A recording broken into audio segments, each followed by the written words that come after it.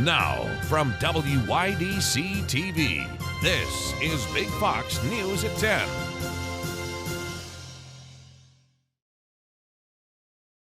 Thanks for joining us for Big Fox News. I'm Anna Manuel.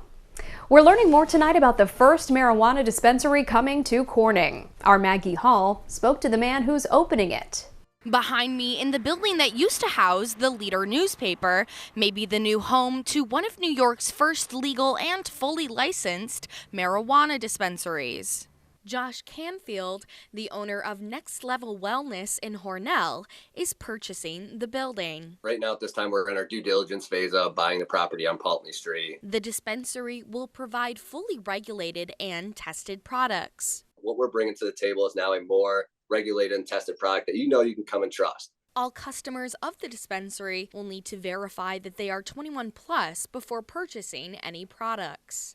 Josh plans to open an educational center within the dispensary. That's one thing I ran into when I first opened up my CBD shop was the education aspect that really needed to be pushed out there to get people to understand what the benefits are. And it's not just someone purchasing something, going home and getting stoned, that there's a lot more purpose behind the reason of using these kind of products. So what are some of the benefits? There's a lot of studies showing improved symptoms with dealing with arthritis, dealing with pain, dealing with anxiety, dealing with depression. There's a lot of studies going on right now showing beneficial use when coming from a medicinal side of recreational marijuana as well.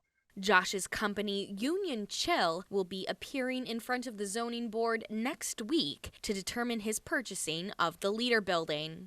Big Fox News will continue to keep you updated on this developing story. Maggie Hall, Big Fox News, Corning. New legislation that would raise speed limits on New York state highways is picking up steam in the state legislature. Big Fox's Josh Feldberg spoke with drivers about their thoughts on New York's need for speed. For the first time since the mid-1990s, the maximum speed limit in New York State may be on the rise.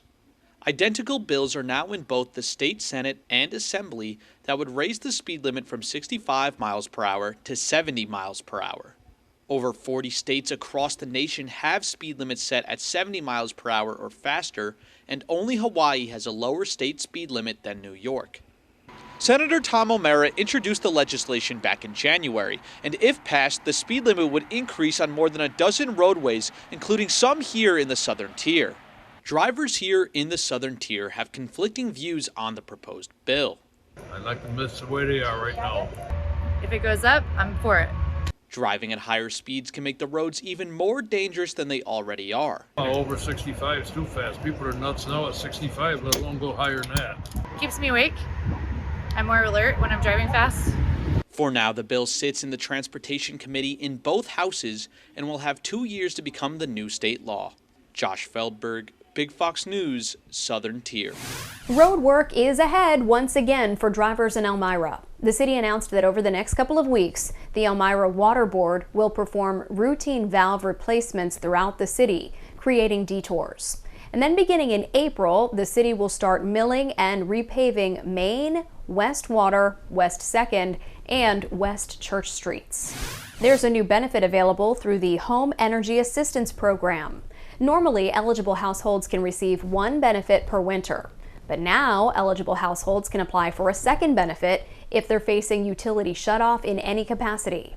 Eligibility relies on a number of factors, such as heating source, home size, and income. To find out if your household is eligible, you can contact your county's Department of Social Services. Pharmaceutical company Eli Lilly says it will cut the price of insulin for patients. The drug maker announcing today it plans to slash the cost by 70%, capping the monthly out-of-pocket price of insulin at $35. More than 1 million American adults are forced to ration their insulin because of the high cost. That's according to a study in the Annals of Internal Medicine.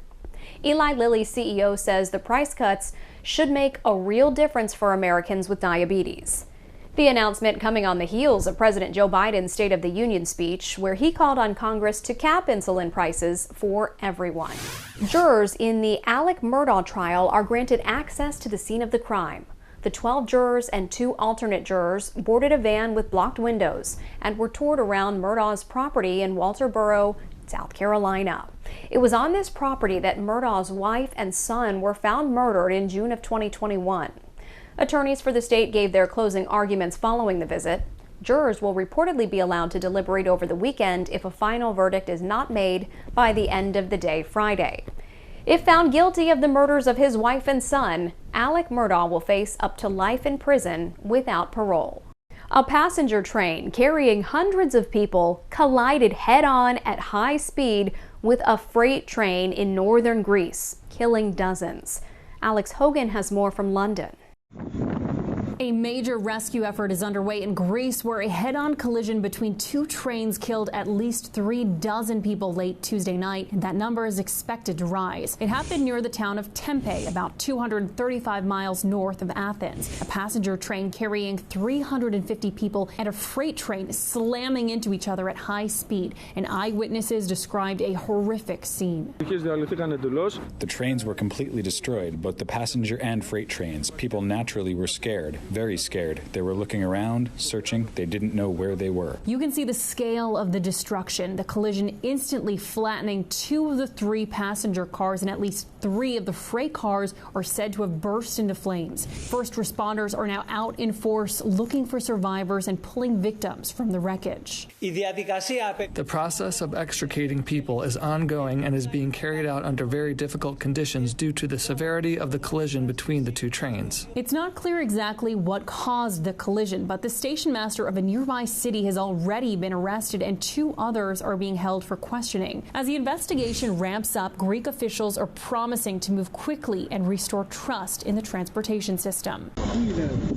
I can guarantee one thing. We will find out what caused this tragedy and do everything in our power to make sure it never happens again. The Greek government has scheduled a national period of mourning scheduled to last for 3 days. In London, Alex Hogan, Fox News.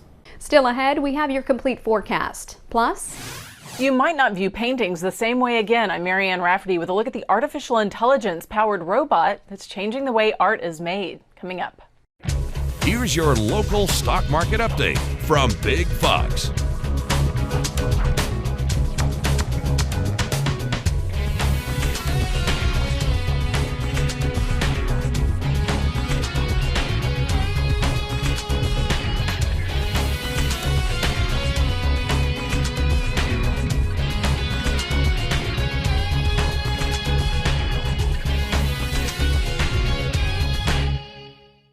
Now, your Twin Tiers forecast from Big Fox. We had some fairly quiet conditions as we stepped into our first day of March, but that will quickly change as we step towards the weekend. First, note that overnight there will be a chance for a few light rain showers as a warm front will be lifting north, which is going to keep us pretty steady just around those upper 30s, keeping us to mostly rain showers. So hopefully not dealing with too much of slick roadways, but always keep yourself wary when you see those wet surfaces heading out the door. We'll look at low temperatures across much of the region, holding into those mid 30s. So pretty mild morning for this time of the year, but there will be cooler conditions that we are tracking. Now, overall, when it comes to at least the next 24 to 48 hours, we're talking pretty seasonal conditions, as well as pretty quiet after those showers push on out. Now, that's going to hold on till at least about Friday, and even could extend that into Friday afternoon, as when this warm front lifts northward and off towards the east, it's going to put us into this dry and mild pocket. We're not going to see as much of warm air as we've been seeing recently throughout much of winter, even overall.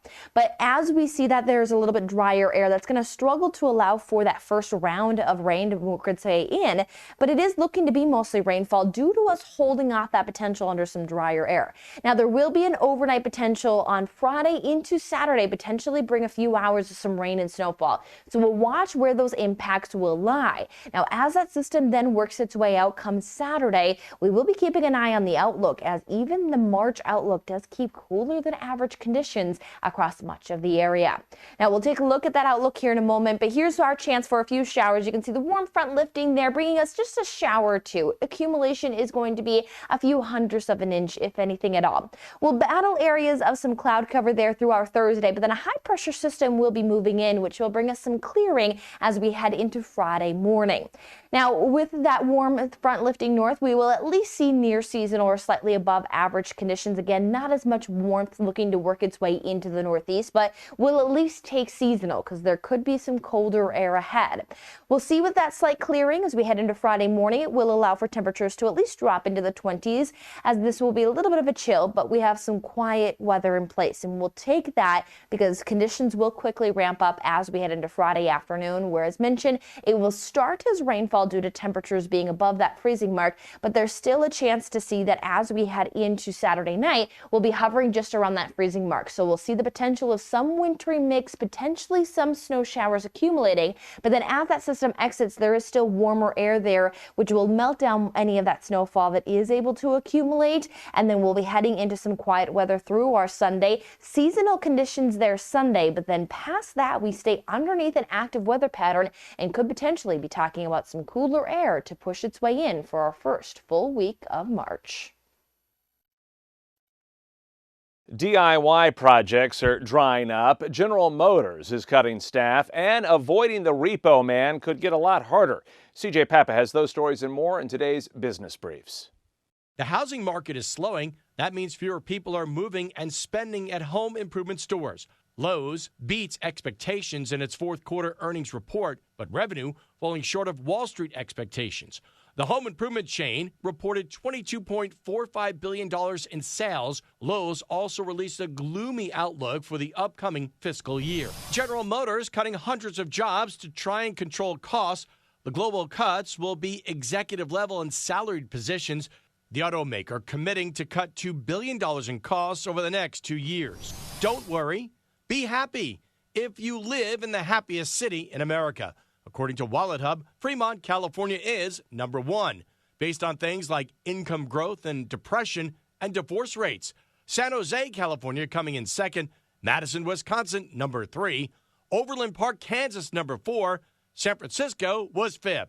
The least happiest city? Detroit. And Ford filing a patent for a car that could repossess itself, which could leave many wondering, dude, where's my car? Ford's patent describes a self-driving car that would start by disabling comfort features and limiting where the car can drive. If the owner still can't make the payments, the car would drive back to the showroom or even a scrapyard. That's business. I'm CJ Papa. A robot named after famous Mexican painter Frida Kahlo is ushering in a new age of art. Marian Rafferty takes a look at how the device is using artificial intelligence to create stunning masterpieces. The future of art is evolving, with a robot powered by artificial intelligence collaborating with human artists to create awe-inspiring paintings. No. Meet Frida. At first glance, it might look like nothing more than a metal arm with a paintbrush at the end. But engineers at Carnegie Mellon University's Robotics Institute say Frida is accomplishing so much more. This is a platform to look at how robots can use imprecise tools. Because these days, a lot of what we automate is really, really precise.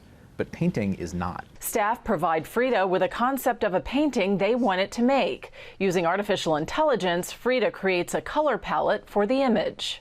A worker then mixes the necessary paints, and Frida gets to work. Frida is using the kind of AI models that have been developed to do things like caption images and understand scene content, and applying it to this artistic generative problem. But for critics who say Frida isn't making real art, faculty argue we understand how Frida works. It's juggling numbers in tables, and those numbers were derived from large collections of images and words. So therefore, there can't be any room for artistic expression. What does an artist do but distill some subset of the zeitgeist, distill some subset of what people around them are saying and doing, and turn that into an expression? And in which case, that's exactly what Frida is doing. And just like people, Frida can make mistakes, but like many human artists, Frida incorporates the imperfection into its overall painting. Still ahead, a Nevada school district is testing out discrete panic buttons on teachers' ID badges as a line of defense to keep students safe. We have more on one of the latest steps school leaders are taking to protect children in the classroom. Schools around the country have been trying out new ways to make teachers and students feel safer in the classroom. One Nevada district is testing out discrete panic buttons on teachers' ID badges as a line of defense. Denny Maston has more on the story. Safety in CCSD classrooms is an ongoing concern for students and educators. Up to this point, they've had over 175 guns brought to schools. And now with the click of a button on what looks like a normal ID badge, teachers can alert first responders in the event of an emergency. They have been working at schools that I've heard from educators where it's been implemented. The panic buttons created by Centegix were installed last summer. President of the Clark County Education Association, Marie Nices, tells me some teachers still don't feel safe. They're leaving CCSD or the profession altogether. Violence in their classrooms or on their campuses. According to the CCEA, going into the 2022-23 school year, there were approximately 2,500 vacancies in CCSD. Going into the new year, by the beginning of the spring semester, approximately 500 additional educators had left and currently have hundreds of vacancies, leaving thousands of students without a licensed educator in their classroom. Nices says we need more mental health help for students to help prevent violent acts on school campuses. It starts at a very young age, and that's why we need to address the issues that they're having, how to teach them how to cope with their anger and whatever may be happening in their lives at home. Nices tells me CCEA is currently working with legislator leadership on what laws they can put in place so educators and students can feel safe when at school. If you are a pet owner, you want the best for your animal friends, but an ongoing shortage of veterinarians could create some difficulties. Ted Linder takes a look at some of the factors behind the shortage and the struggles many vets are now facing. Pockets of the country continue facing a shortage of veterinarian doctors, nurses, and technicians. About 2/3 of graduates today enter or leave veterinary school and enter private practices. So we are turning out veterinarians, but the demand is still greater than the supply. Professionals say the ongoing problem has many roots. According to a recent survey from Forbes Advisor, nearly 80% of pet owners got some type of animal throughout the course of the pandemic. The uptick in the pet population is partially contributing to the burden vets are facing. We are concerned about burnout, compassion fatigue. A lot of this comes from just the high demand of caseload. And while working with adorable animals can be a perk, this line of work comes with a darker side, with many vets having to put down pets in overcrowded shelters or if their owners can't afford costly treatments. And this takes a severe mental toll. According to data from the CDC, 1 out of 6 veterinarians has thought about committing suicide. On the client side, we see longer delays in scheduling appointments, so then there's concerns for their animal being seen in a quick enough time period. Also, we see a shift when they can't get into their primary care veterinarian. We see a shift to seeing emergency room visits going up because they're open, and that puts a greater drain and strain on those practices as well. While it's not certain how long the shortage will last, professionals warn the demand for graduate veterinarians will continue to increase over the next 10 to 15 years. Meantime, many vets are assessing their workflow to identify ways their current teams could be used more efficiently. Stay with us. We'll have more after the break. Let's leave you with a smile. Hershey's is celebrating women. The chocolate company is bringing its She Bars back for a 3rd year to celebrate Women's History Month and International Women's Day. The bars wrappers have more than 200 uplifting adjectives on them. They were curated in partnership with nonprofit Girls on the Run. The limited edition bars are available nationwide while supplies last. That does it for us. I'm Jamie Holmes. Thanks so much for watching.